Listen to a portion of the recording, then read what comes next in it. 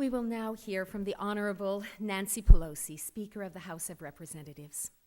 Speaker Pelosi has been an extraordinary friend to His Holiness through the years, as she was to my father, Tom Lantos, and the Lantos Foundation thanks her for her tremendous support and friendship. The Speaker will present the Lantos Human Rights Prize following her remarks, and after that we will be privileged to hear from our inaugural laureate, His Holiness the Dalai Lama.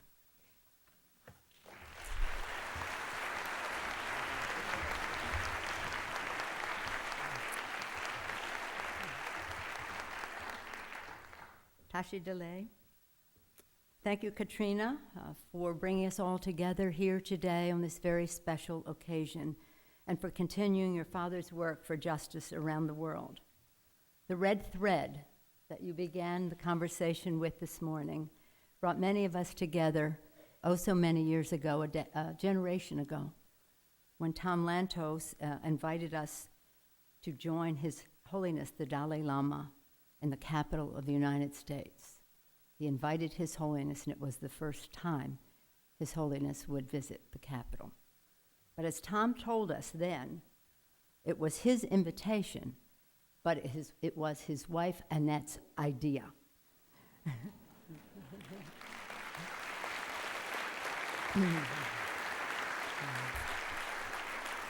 Tom and Annette shared a passionate commitment to this man of peace and to his work. Thank you, Annette, for continuing to shine a bright light on the dark corners of oppression throughout the world. Tom's spirit, of course, lives through your work at the Lantos Foundation for Human Rights and Justice.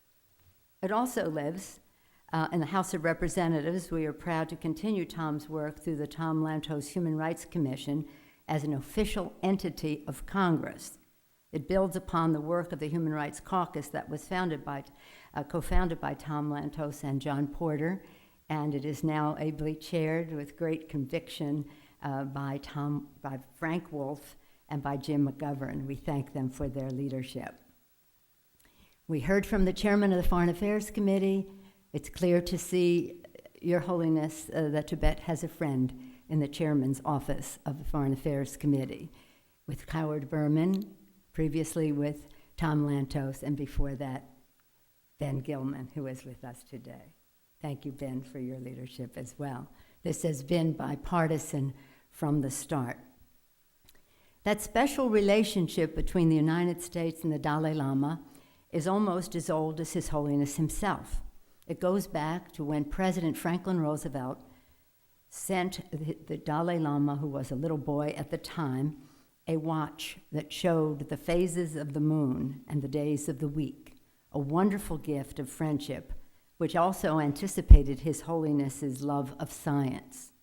His Holiness took this watch with him when he left Tibet in 1959, and he told us earlier this morning that he had the watch in it was a pocket watch, in his equivalent of a pocket, when he received the Congressional Gold Medal. He received the medal from President Bush. So from one president to another, bipartisan over the generations, the bonds of the United States, the bonds of friendship between the United States and His Holiness and the Tibetan people are strong and durable as ever. U.S. presidents, members of Congress, and the American people continue to be inspired by His Holiness's message of peace, nonviolence, human rights, and religious understanding. And we can all learn from him. When we had a delegation that visited him in India last year, and we were being particularly stirred up about our concerns about what is happening in Tibet, His Holiness advised them, particularly me, to rid myself of my negative attitude and to think with more reconciliation and peace and friendship in my voice. We're learning from His Holiness. I'm so pleased that President Obama recently appointed a special envoy to Tibet, the Undersecretary of State, Maria Otero, who's with us today as well. She just visited with Valerie Jarrett, just visited His Holiness in India as well. Thank you, Maria, for being with us. It's been said over and over again, though, His Holiness describes himself as a simple monk, no more, no less. It's the simplicity that I hear. And to millions of believers and admirers, that simplicity is a source of wisdom and compassion. Last week, His Holiness visited the site where Reverend Martin Luther King was assassinated and received the International Freedom Award from the National Civil Rights Museum.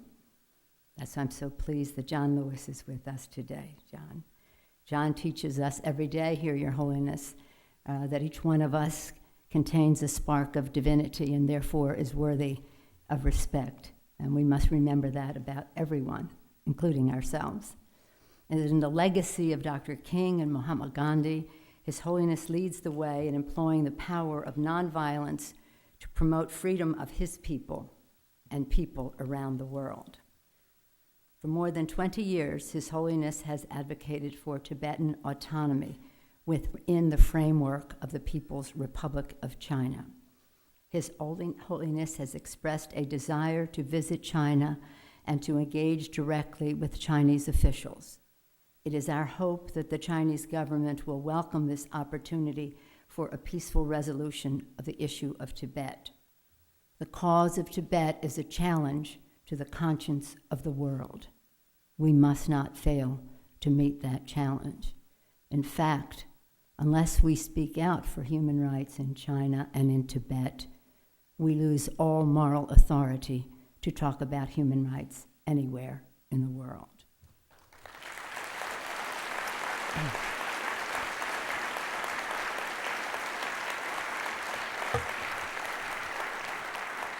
The Dalai Lama, the Tibetan culture, religion, environment, and by the way, His Holiness spoke to us about the environment and the ecological challenges of overpopulation in Tibet. Was it 22 years ago, 1987, he saw that. In any event, all of this is a source of inspiration to the people of the world. Your Holiness, I now have the great privilege of giving you this special Tom Lantos Prize. On the medal are inscribed the words of Tom Lantos: "The rights of one are the rights of all." On behalf of the Lantos Foundation, the for Human Rights and Justice, the entire Congress, and millions around the world, I thank you for your work to ensure the rights of all people. And now I have the privilege of reading the citation. On behalf of Annette, Katrina, and the Lantos Foundation, I will now share this awards citation. The Lantos Foundation for Human Rights and Justice hereby awards its inaugural Lantos Human Rights Prize to the 14th Dalai Lama, Tenzin Gyatso, the religious leader of the Tibetan people. With courage, compassion, and humility, he has given voice to the aspirations of all humanity for a life of dignity, justice, and respect. As an unflinching advocate of nonviolent reconciliation, he has advanced the cause of human rights in every corner of the globe. His Holiness the Dalai Lama is one of the most highly honored peacemakers of our time and a unique moral voice for our day. The Lantos Foundation.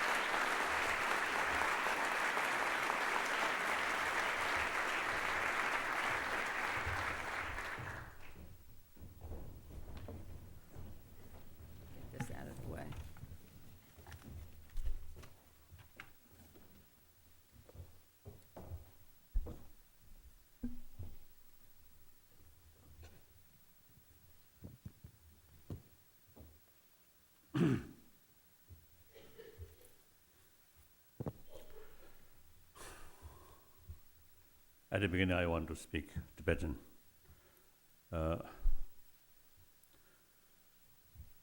다가한다.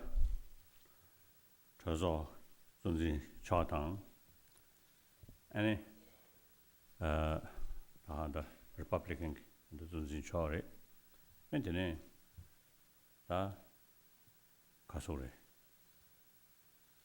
마르케군은 셰베네. 다 게릭 그지 덴베 아니 그즈베 다 토포 랜더스 담바디 아니 잠 다음식 그때모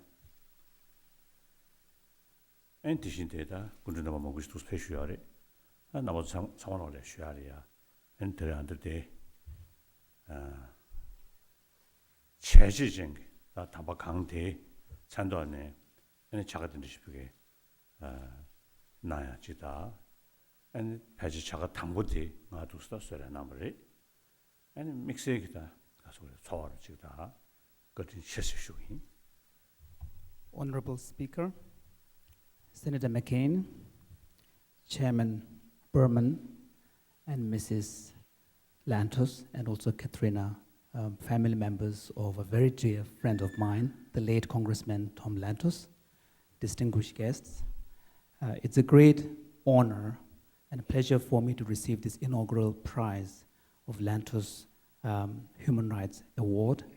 And for me, to receive this award is a truly great privilege, especially in that the award is named after an individual whom I admire deeply and who made tremendous contribution to human rights in the world. 정말 당고지 좀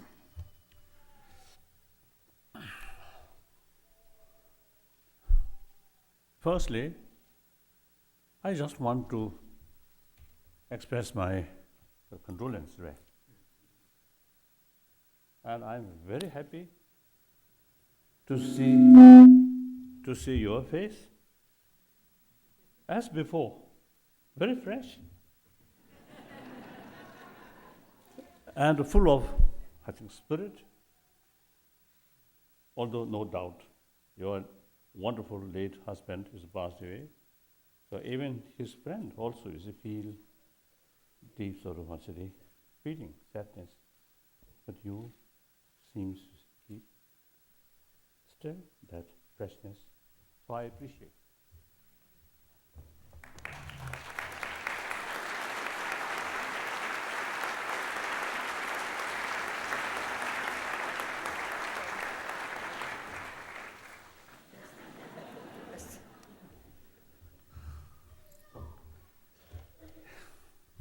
It is a nature when there is beginning, there is end. So such wonderful people also sooner or later have to go that way. It is quite natural. But important is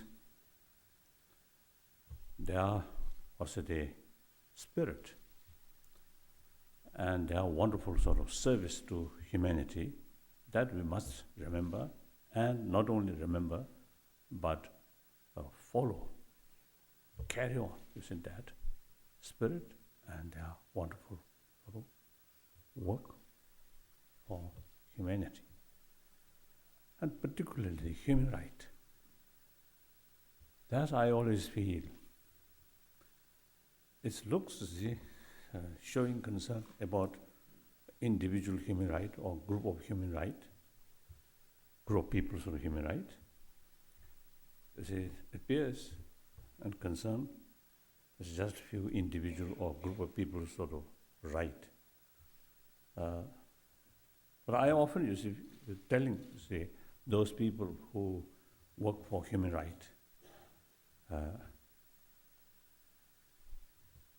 generally, those people who have some greater potential to change the society, to build better society, those people who have some sort of visions or ability, and with that, who can make some contribution for better society. And these people usually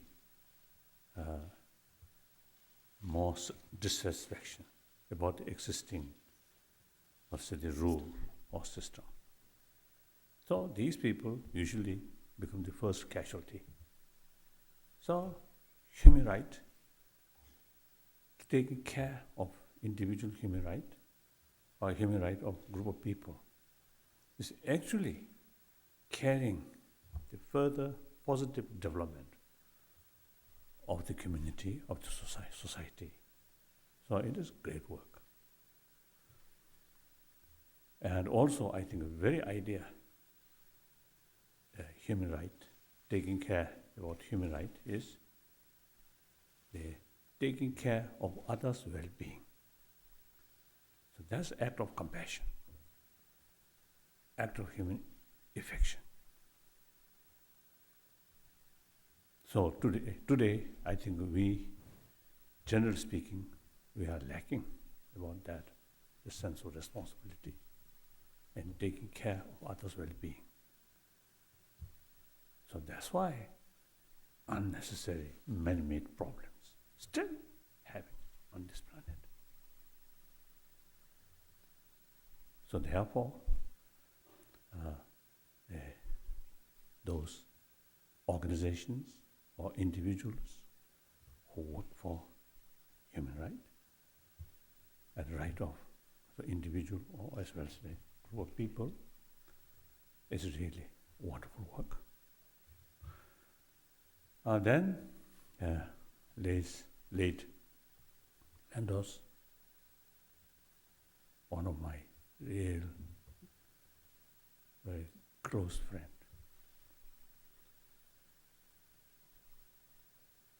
I always remember his hairstyle and his little bit the strong accent, right?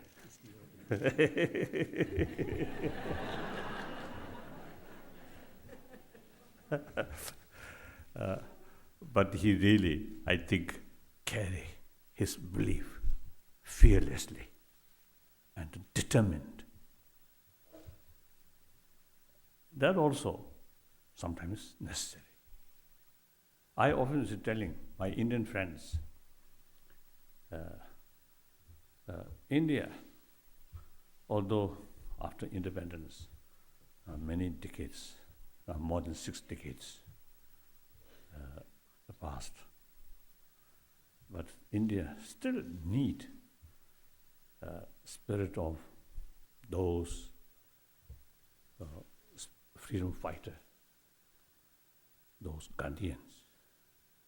They are selfless, fearless, truthful, dedicated. That spirit, I think, I usually telling my Indian friend, although you enjoy independence and many progress there, good, but still the country as a whole, a lot of problems, a lot of poverty, so still need that kind of spirit. So Tom Lantos, that kind of type, right? And also personally, there's many similarities. He also refugee from the Hungary, and his life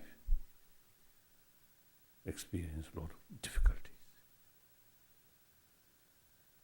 But through his own hard work, spirit, sort of will, right? He became a very successful person. And not only he as an individual successful, but also, I think, tremendous amount of service to a certain field. So, then what else I should say? I don't know. I think since, you see, this sort of metal, right? The what, you see, although quite heavy. But this it gives me some kind of, let's say, encouragement or the sign of recognition about my little service. So, although now 74-year-old, rest of my life I dedicated still for promotion of human value, promotion of human affection, human compassion, and equality, and a basic human right, wherever, in Tibet, or in mainland China, or everywhere, and Taiwan, or Africa, or Latin America, and even here in America, the richest country, but still a lot of poor people there. Huge gap, rich to poor. This is unhealthy. You have to think seriously about those less privileged people. They're also human beings. If they develop more happier sort of state,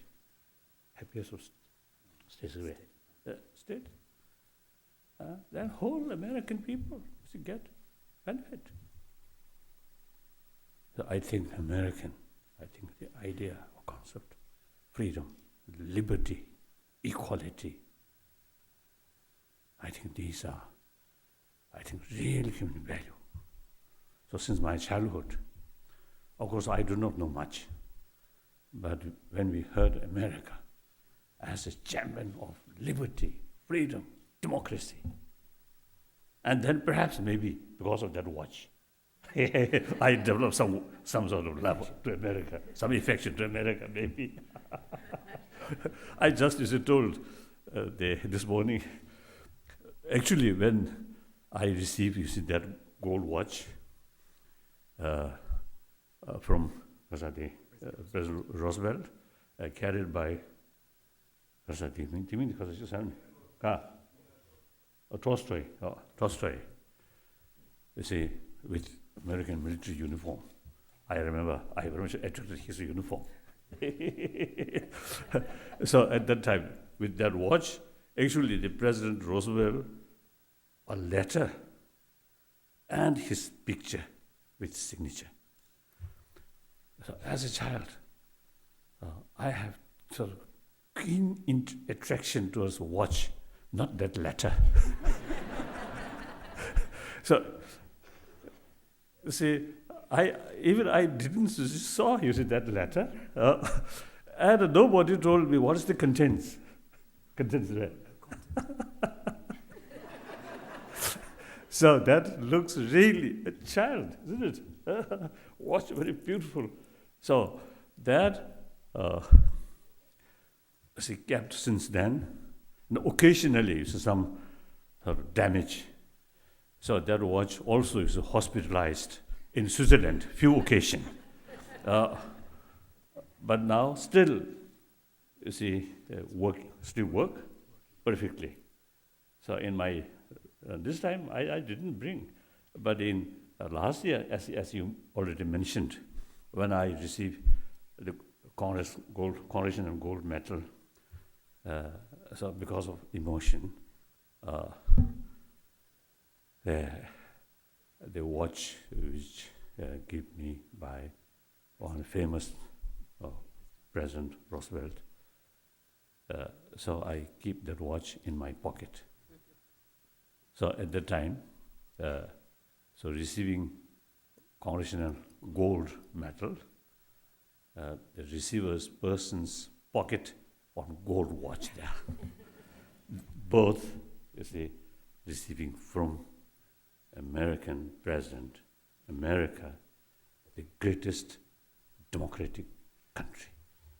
So I think American weapons, military forces, of course, some people you should take seriously, but the real greatness of America is your ancestors' sort of principles.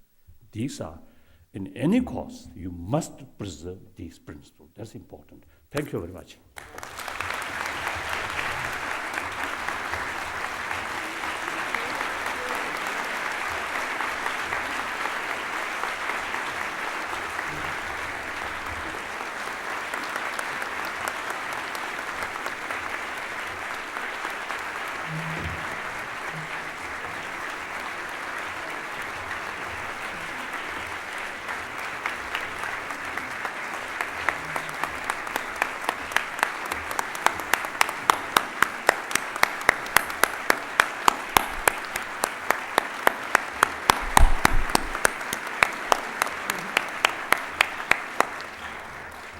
His Holiness has inspired and charmed us.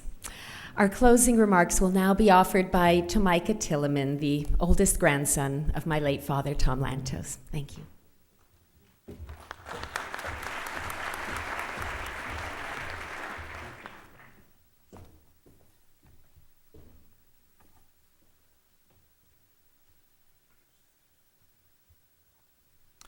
When we finish, I plan to ask His Holiness what wrongs one would have to have committed in a past life in order to end up speaking after him on today's program.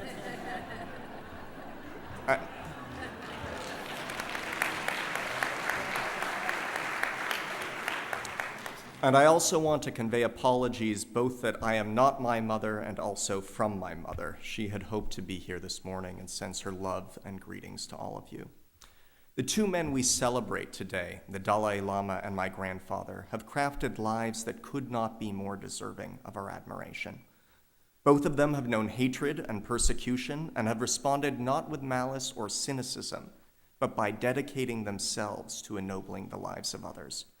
In making this inaugural presentation of the Lantos Prize for Human Rights, we could not ask for a more outstanding pair of exemplars. And yet we would do both of them a disservice if we left with the impression that this event was about them.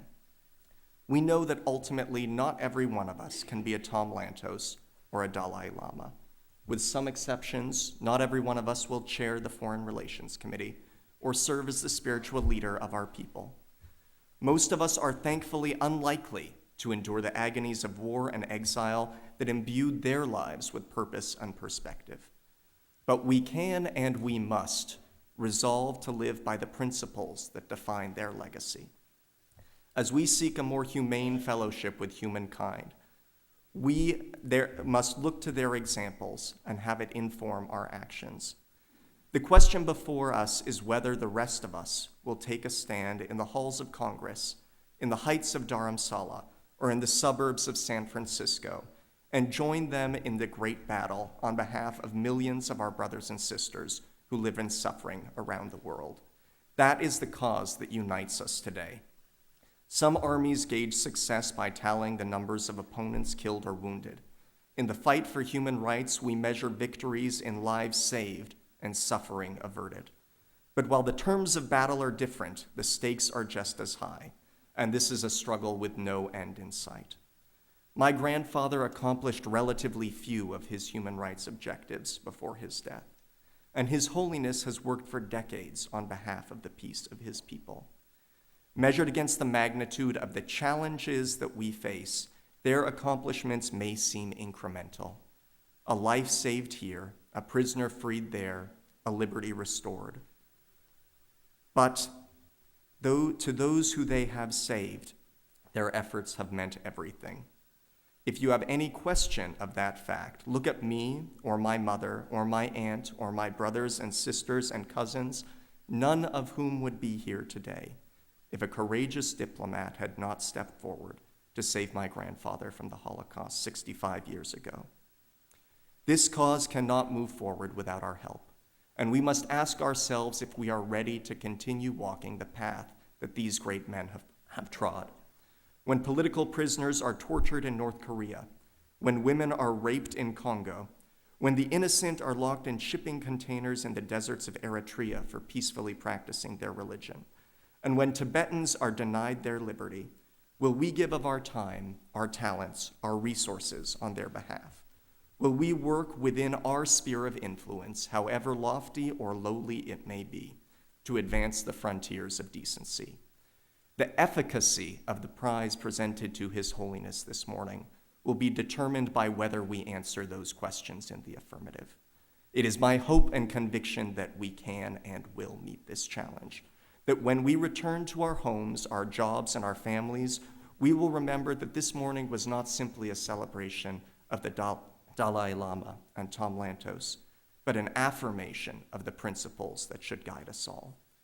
These two men were forged in fires hotter than any we are likely to encounter. But as we work to advance the cause of human rights, each of us has the opportunity to grasp something of their greatness. In this long battle, as in any long battle, good leaders like the Dalai Lama and Tom Lantos are necessary. but they are not enough. And our praise for them cannot serve as a proxy for our commitment to this cause, a commitment to carry on until every man, every woman, and every child on this planet is free to realize their potential. That is the opportunity that we celebrate today. That is the obligation that we honor. And that is the legacy that we must seek to uphold.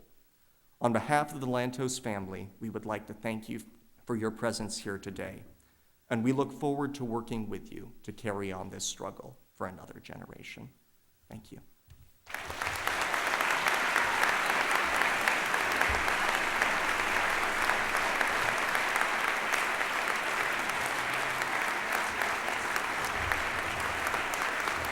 Thank you. We would ask the audience to remain in your places until His Holiness has departed the auditorium.